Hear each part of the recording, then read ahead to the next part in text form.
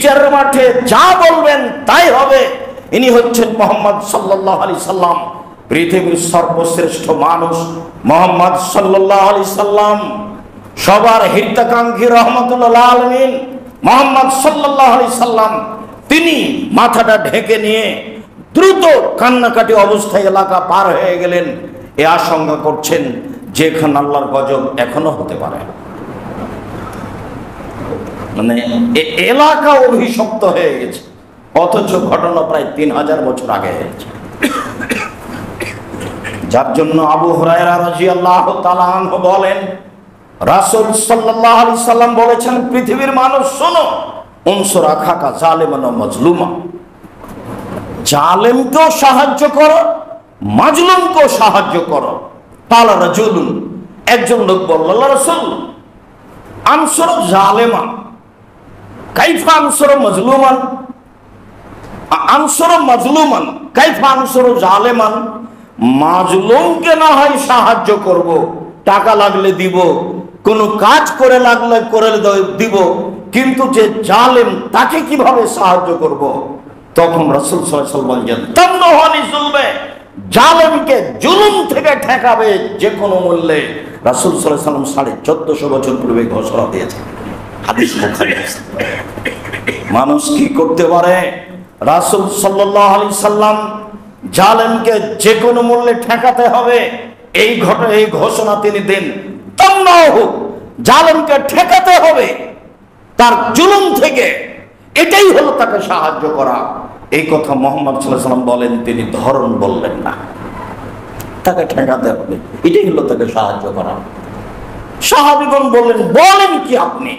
জালেমকে সাহায্য করতে বলেন, মাজলুমকে সাহায্য করতে বলেন, আমরা তো মাজলুমকে না হয় সাহায্য করতে পারবো, কিন্তু জালেমকে কিভাবে পারবো?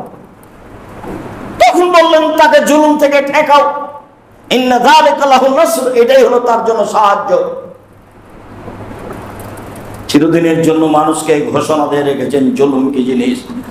জাবের রাদিয়াল্লাহু তাআলা আনহু বলেন, রাসূল সাল্লাল্লাহু আলাইহি ওয়াসাল্লাম বলেছেন, ফাত্তাকু যুলমা ইন্না যুলমা যুলমাতুন ইয়াউমাল কিয়ামা, পৃথিবীর মানুষ তোমরা জুলুম করো না, নিশ্চয় জুলুম বিচারের মাঠে অন্ধকার।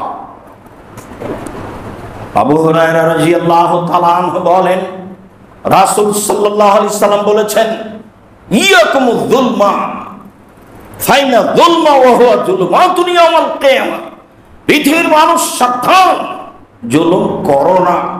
পৃথিবীর মানুষ সাবধান, জুলুম করো না, জুলুম বিচারের মাঠে অন্ধকার। জাবের রাদিয়াল্লাহু তাআলা আনহু বলেন, রাসূল সাল্লাল্লাহু আলাইহি ওয়াসাল্লাম বলেছেন, ফাত্তাকু যুলমা ওয়া যুলমা যুলমাতুন, জুলুম থেকে বেঁচে থাকো, জুলুম অন্ধকার। আগের হাদিসগুলিতে বলা হচ্ছিল বিচারের মাঠ হলো জালেমের জন্য অন্ধকার, পরের হাদিসে আর বিচারের মাঠ উল্লেখ করলেন না, খালি বললেন জুলুম থেকে বেঁচে থাকো, জুলুমের ফলাফল অন্ধকার। অন্ধকারে যেমন কিছু দেখা যায় না, জালেমকে যখন ধরা হবে তখন সে চলার বের হওয়ার কোনো পথ পাবে না। তাই তিনি ঘোষণা দিলেন, মনে রেখো জুলুম হচ্ছে অন্ধকার। অন্ধকার ইহকালেও হতে পারে, অন্ধকার পরকালেও হতে পারে। পরকালে তো হবেই, ইহকালে যে অন্ধকার হয় তার অনেক প্রমাণ আছে পৃথিবীতে, আপনাদের কাছে আছে, ইতিহাসও আছে।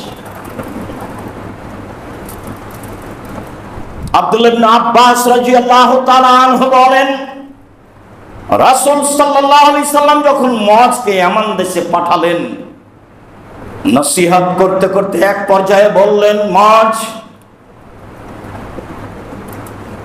ইয়াকা দাওয়াতাল মাজলুমি, মাজলুমের বদদুয়া থেকে বেঁচে থাকো, মানুষের প্রতি জুলুম করো না। তোমাকে দেশের নেতা হিসাবে পাঠালাম, তুমি সেখানে নেতৃত্ব দাও, কিন্তু নেতৃত্ব দিলে খুব সাবধান হয়ে দিও, তোমার কথা তোমার কর্ম যেন কারো প্রতি জুলুম না হয়। মনে রেখো মুআজ, যদি তোমার কথা কারো প্রতি জুলুম হয় তাহলে মাজলুমের বদদুয়া আর আল্লাহর মধ্যে কোনো অন্তরাল থাকবে না। যাহাই বলিবে মাজলুম, তাহাই হইবে মনে রেখো মজ। মুহাম্মদ সাল্লাল্লাহু আলাইহি ওয়াসাল্লাম বলছেন একজন বিশিষ্ট সাহাবীকে, বেঁচে থাকো সাবধান।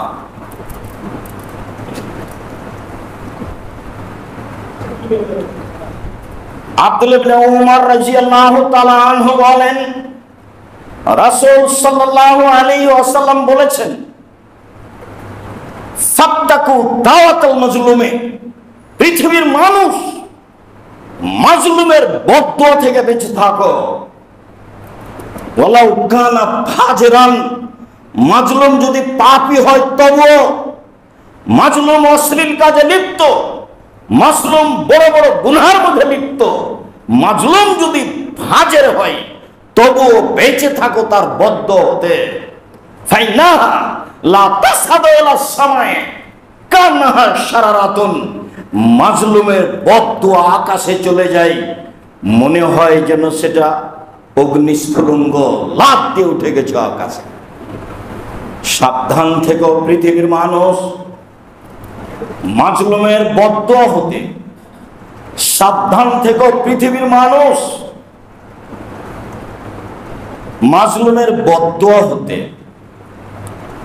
মানুষের মাজলুমের বদদুয়া আল্লাহর কাছে কবুল হয়ে যায় ফাজের পাপী হলেও।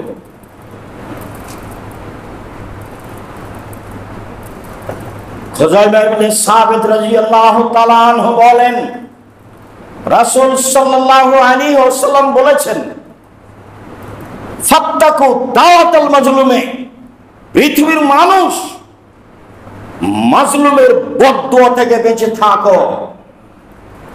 ফাইন্নাহা তুহমালু আলাল গামাম, মাজলুমের বদদুয়াকে হাতে হাতে আকাশে মেঘের উপরে নিয়ে যাওয়া হয়। এখন আল্লাহ তাআলা মাজলুমের বদদুয়ার উত্তরে বলেন, মাজলুম শুনে রেখো, ইজ্জতি ওয়া জালালি, আমার মর্যাদার কসম, আমার সম্মানের কসম, আমার ইজ্জতের কসম, লাম শান্নাকা ওয়ালাউ কানা বাদাহিনিন, আমি তোমাকে সাহায্য করবই কিছু পরে হলেও। তাহলে বোঝা যাচ্ছে মাজলুমের বদদুয়া কবুল হবে, কথাই ঠিক, দেরিও হতে পারে। তিনি বলছেন, মাজলুম, আমি তোমার সামনে আমার সম্মানের কসম করে বলছি, আমার ইজ্জতের কসম করে বলছি, আমার মর্যাদার কসম করে বলছি, আমি তোমার কথা শুনবই। সময়ের ব্যবধান, কখন আমি শুনবো সেটা আমি বুঝি, তবে মাজলুমের বদদুয়া কবুল হবে এ কথা ঠিক। আবু হুরায়রা রাদিয়াল্লাহু তাআলা আনহু বলেন, রাসূল সাল্লাল্লাহু আলাইহি ওয়াসাল্লাম বলেছেন, সালাসু দাওয়াতিন মুস্তাজাবাতুন লা শাক্কা ফি ইজাবাতিহিন্না, তিন শ্রেণীর মানুষের বদদুয়া কবুল হবেই, তাতে কোনো সন্দেহ নেই। সন্দেহাতীত ভাবে, নিশ্চিত ভাবে, অবশ্যই তিন শ্রেণীর মানুষের বদদুয়া কবুল হবেই। তার এক শ্রেণীর মানুষের বদদুয়া দাওয়াতুল মাজলুম, মাজলুমের বদদুয়া, এক নম্বরে এটাই এসেছে।